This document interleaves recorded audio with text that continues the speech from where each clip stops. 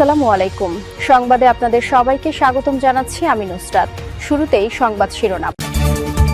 Serial killer major general Ziaul হাসানের ফাঁসির রায় দিয়েছে আদালত।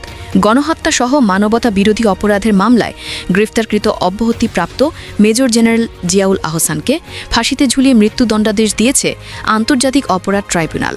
এই মামলায় আরও ৩ জনকে আমৃত্যু কারাদণ্ড, একজনকে খালাস দেয়া হয়েছে। এবং সর্বশেষ নিউজ জানাবো দিল্লি থেকে। নির্বাচন বানচালোর ষড়যন্ত্র হাসিনার। এতক্ষণ শুনছিলেন সংবাদ শিরোনাম, এখন থাকছে বিস্তারিত। একজন আসামি আছে যার ব্যাপারে তদন্ত করে পেয়েছি সে মাথায় গুলি করে 1030 জন মানুষকে হত্যা করেছে। গুম করে মানুষদেরকে আয়না ঘরে রাখা হয়েছিল। তার একটি নেশা ছিল, এই গুম ব্যক্তিদের হাত পা চোখ বেঁধে নৌকায় করে মাঝপড়ি কঙ্কায় নিয়ে যেত, গুলি করে লাশটা নদীতে ফেলত, গুলিটা ভিকটিমের মাথার কাছে নিয়ে করত। আমি জিজ্ঞাসা করলাম সেটা কেন। তার জবাব, গুলি করার পর নিহত ব্যক্তির মগজ ও রক্তের গরম ছিটে হাতে লাগলে দারুণ ফিলিংস অনুভব হতো। কে এই ভয়ানক খুনি? কে এই সিরিয়াল কিলার? আন্তর্জাতিক অপারেট ট্রাইব্যুনালের চিফ প্রসিকিউটর অ্যাডভোকেট তাজুল ইসলামের এই বক্তব্যের সূত্র ধরে অনুসন্ধানে জানা গেছে এই হিংস্র খুনি বরখাস্তকৃত সেনা কর্মকর্তা মেজর জেনারেল জিয়াউল হাসান 2009 থেকে 2015 সাল পর্যন্ত র্যাবের বিভিন্ন পদে কর্মরত থাকা অবস্থায় নিজের টিম নিয়ে এই খুনগুলো করেছেন তিনি। গুম করা ব্যক্তিকে খুন করতে তিনি বলতেন গল্প করো, অর্থাৎ ওকে খুন করো। এই সম্পর্কে অনুসন্ধান করতে গিয়ে জিয়াউল হাসানের নৃশংসতার অসংখ্য কাহিনী জানা গেছে। পলাতক শেখ হাসিনা ও তার নিরাপত্তা উপদেষ্টা তারেক সিদ্দিকীর নির্দেশেই বেশি মানুষকে গুম খুন করেছেন জিয়াউল হাসান। তিনি হাসিনা ও তারেক সিদ্দিকীর একান্ত অনুগত বিশ্বস্ত ছিলেন। তাদের নির্দেশে গুম করে আয়নাঘরে রাখতেন ভিকটিমদেরকে। সেখান থেকে বিভিন্ন কায়দায় খুন করে লাশ গুম করে দেওয়া হতো। জিয়াউল হাসান গুম হতো ব্যক্তিদের জমটুপি পরিয়ে মাইক্রোবাসে করে পুস্তকলা ব্রিজ, কাঞ্চন ব্রিজ কিংবা কাঁচপুর ব্রিজে নিয়ে গিয়ে গুলি করে লাশ ফেলে দিত শীতলক্ষা ও বুড়িগঙ্গা নদীতে। একদিনে একজনকে দিয়ে 11টি এবং আরেকজনকে দিয়ে 13টি খুন করার রেকর্ড আছে। কখনো মাইক্রোবাসে ইঞ্জেকশন দিয়ে মেরে ফেলা হতো। এরপর লাশ রেল লাইনের ওপরে শুয়ে দিত। ট্রেন এসে লাশকে দ্বিখণ্ডিত করে দিত। সেই লাশকে সিমেন্টের বস্তার সাথে বেঁধে পানিতে ফেলে দিত, যাতে লাশ পানির নিচেই চলে যায়। হতভাগ্য বিএনপি নেতা ইলিয়াস আলীর শেষ পরিণতিও ঘটে জিয়াউলের হাতে। শুধু তাই নয়, ভারতীয় গোয়েন্দা সংস্থার রয়ের চাহিদা অনুযায়ী বিভিন্ন ব্যক্তিকে ধরে সীমান্তের ওপারে তাদের হাতে তুলে দেওয়াও অনেক ঘটনা আছে। সিলেট সীমান্তে এমন 7 জনকে তুলে দেওয়ার ডোজিয়েরও একটি রেকর্ড উল্লেখ আছে। একবার অবসরপ্রাপ্ত মেজর জেনারেল তারেক সিদ্দিকীর ক্যান্টনমেন্টের বাসা থেকে 50 কেজিরও বেশি ওজনের একটি বস্তা পাঠানো হয় জিয়াউল হাসানের বাসায়। গাড়িতে করে যিনি এই বস্তা জিয়াউলের বাসায় নিয়ে যান তার বর্ণনা উল্লেখ করা হয়। এটি ছিল টাকার বস্তা। 2009 থেকে 2024 সাল পর্যন্ত বাংলাদেশের যে কোনো বাহিনী কর্তৃক সংগঠিত বিচার বহির্ভূত হত্যাকাণ্ড, গুম, আয়নাঘর, টেলিমনিটরিং ইত্যাদি সকল অপরাধের চিহ্নিত অন্যতম প্রধান ব্যক্তি এই জিয়াউল হাসান। তারেক সিদ্দিকী তার প্রধান বস। তিনি তাকে মনস্টার বা দানব বানিয়েছেন। 2013 সালে কর্নেল পদে পদোন্নতি পেয়ে র্যাবের অতিরিক্ত মহাপরিচালক হন। ওই বছরের মে মাসে সাপ্তা চত্বরে হেফাজতের সমাবেশে গণহত্যায় তিনি র্যাবের অভিযান পরিচালনা করেন। 2014 সালে নারায়ণগঞ্জের 7 খুনের ঘটনাও তার নির্দেশে ঘটে।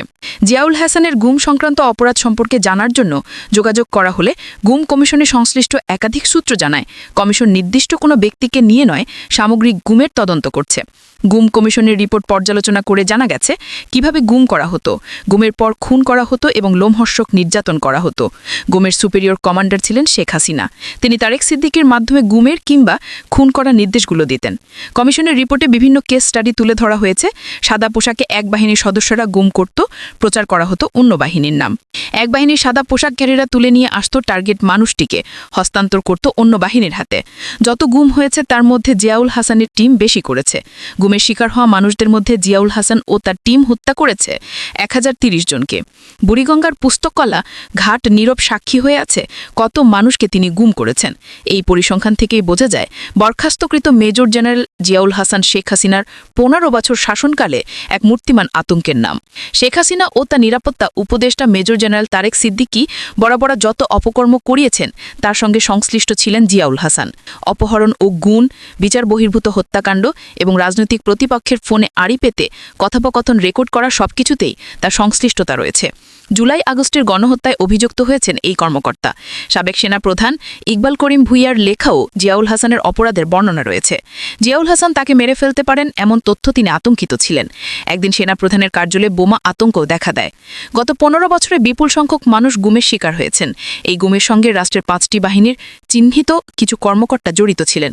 এর মধ্যে র্যাবের কর্মকর্তা 60% গুমে জড়িত ছিলেন। গত 6 জানুয়ারি আন্তর্জাতিক অপারেট ট্রাইব্যুনাল গুমে জড়িত 11 জনের বিরুদ্ধে গ্রেফতারি পরোয়ানা জারি করে। তাদের মধ্যে রয়েছে 6 জন উচ্চপদস্থ কর্মকর্তা, 5 জনের ডিজিএফআই সাবেক মহাপরিচালক ও পরিচালক। অন্তর্বর্তী সরকার গুমের ঘটনাগুলো তদন্তের জন্য বিচারপতি মইনুল ইসলাম চৌধুরীকে নেতৃত্ব গুম সংক্রান্ত তদন্ত কমিটি গঠন করে। গত বছরের 27 আগস্ট কমিশনকে 2009 সালে 6 জানুয়ারি থেকে 2024 সালের 5 আগস্ট পর্যন্ত গুম্বা ঘটনা তদন্তের দায়িত্ব দেওয়া হয়। Commission unfolding the truth, structural diagnosis of enforced disappearance in Bangladesh শিরোনামে দুটি অন্তর্বর্তী রিপোর্ট প্রধান উপদেষ্টা ড ইউনূসের কাছে জমা দিয়েছেন। কমিশনের চেয়ারম্যান বিচারপতি মইনুল ইসলাম জানিয়েছেন, আগামী ডিসেম্বরে কমিশন গুম সংক্রান্ত চূড়ান্ত রিপোর্ট সরকারের কাছে পেশ করবে। গুম কমিশনের প্রতিবেদনে উঠে এসেছে গুম করা হতো 3টি ধাপে। প্রথম ধাপে ছিল কৌশলগত নেতৃত্ব, ক্ষমতাচ্যুত প্রধানমন্ত্রী শেখ হাসিনা, তার নিরাপত্তা উপদেষ্টা তারেক সিদ্দিকী ও পলাতক স্বরাষ্ট্রমন্ত্রী সহ আওয়ামী লীগ সরকারের জ্যেষ্ঠ কর্মকর্তারা। দ্বিতীয় ধাপে ছিল বিভিন্ন বাহিনী ও গোয়েন্দা সংস্থা চিহ্নিত কর্মকর্তারা। তৃতীয় ধাপে ছিল বিভিন্ন বাহিনী ও সংস্থার সদস্যরা যারা ঊর্ধ্বতন্ত্রের নির্দেশ বাস্তবায়ন করতেন। গুম কমিশন গুমের 1850টি অভিযোগ পেয়েছে। এই অভিযোগগুলোর মধ্যে এখনও 345 জন নিখোঁজ আছেন। নির্ভরযোগ্য সূত্রতে জানা গেছে, গুম কমিশনে যারা অভিযোগ দায়ের করেছেন এখনও তাদের অনেকেই হুমকি বা থ্রেট করা হচ্ছে। ভিকটিমরা ভয়ে আছেন। এসব থ্রেট করার প্রমাণ গুম কমিশনে রয়েছে। কমিশন গুম খুনের জন্য জিয়াউল হাসান সহ 23 জন কমান্ডারকে চিহ্নিত করেছে। র্যাবে কর্মরত থাকাকালে জিয়াউল হাসান কিভাবে বিচার বহির্ভূত হত্যাকাণ্ডে লিপ্ত হয়েছিল সে সম্পর্কে লিখেছেন সাবেক সেনাপ্রধান ইকবাল করিম ভুইয়া। তিনি তার ফেসবুক পোস্টের জিপিএর র্যাবে এসএসএফ ও আনসার নিয়ে আমার যত অভিজ্ঞতা বিষয়ে জিয়াউল হাসানকে নিয়ে লেখেন, যে বিষয়টি আমাকে সবচেয়ে বেশি পীড়া দিত তা ছিল র্যাবের প্রেষণে থাকা আমাদের অফিসারদের দ্বারা সাধারণ নাগরিক, রাজনৈতিক কর্মী বা সন্দেহভাজন ব্যক্তিদের অপহরণ ও হত্যা।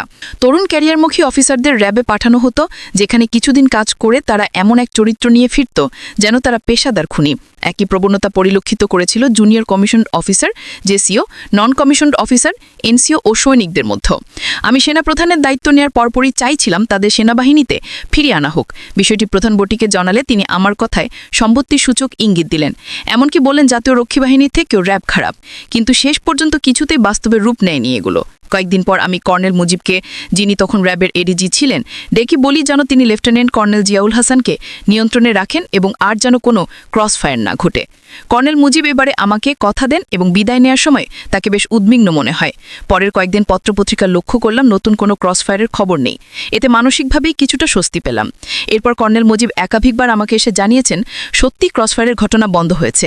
কিন্তু কিছুদিন পর আমি বুঝতে পারি ঘটনা ঠিকই ঘটেছে, কিন্তু সেগুলোর খবর চাপা দেওয়া হচ্ছে।